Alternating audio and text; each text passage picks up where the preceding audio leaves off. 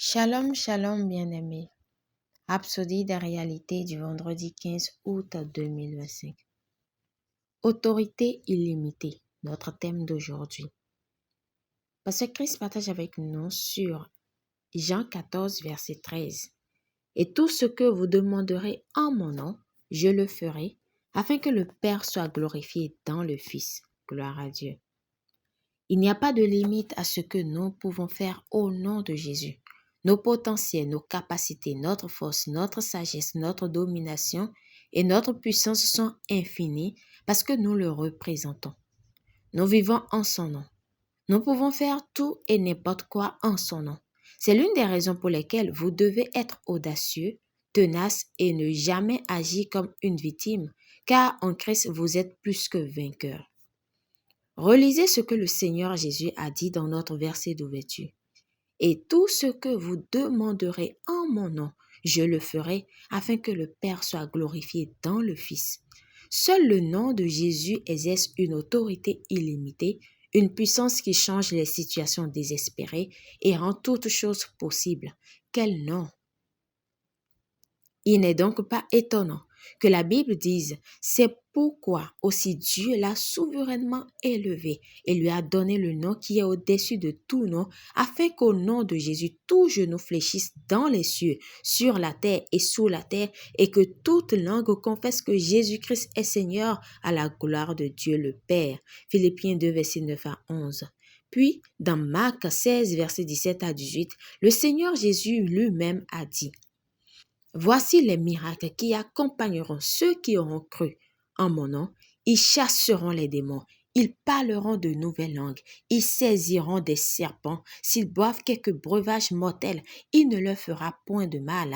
Ils imposeront les mains aux malades et les malades seront guéris. Gloire à Dieu. C'est absolument glorieux, car cela veut dire que quel que soit le cas, vous pouvez avoir un miracle, un témoignage en son nom. Vous comprenez maintenant pourquoi Pierre a pu s'adresser avec audace à un homme important des pieds et lui a ordonné de se lever au nom de Jésus et les membres paralysés ont reçu de la force. Lisez Actes 3, versets 1 à 8. Le diable ne pouvait pas l'arrêter. L'homme a sauté et marché. Comment? Au nom de Jésus. Ce nom est au-dessus de tout nom et en ce nom, vous avez l'autorité sur toutes choses. Ainsi, régnez et exercez la domination dans ce monde. Que Dieu soit loué. Alléluia. Prière.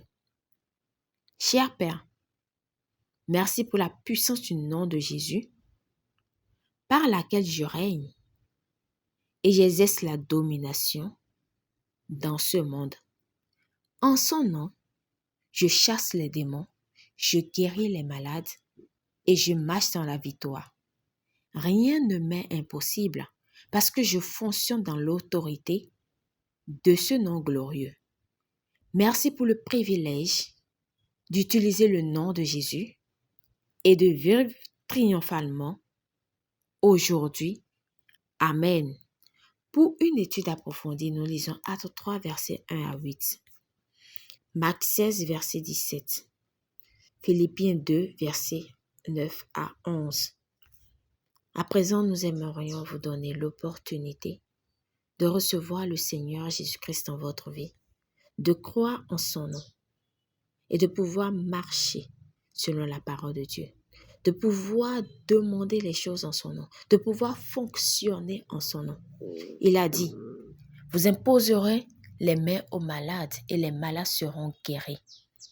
Mais pour pouvoir y arriver, il faut croire en son nom. Il faut marcher selon la puissance de son nom. Alléluia.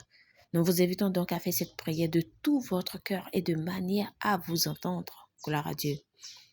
Ô Seigneur Dieu, je crois de tout mon cœur en Jésus-Christ, Fils du Dieu vivant.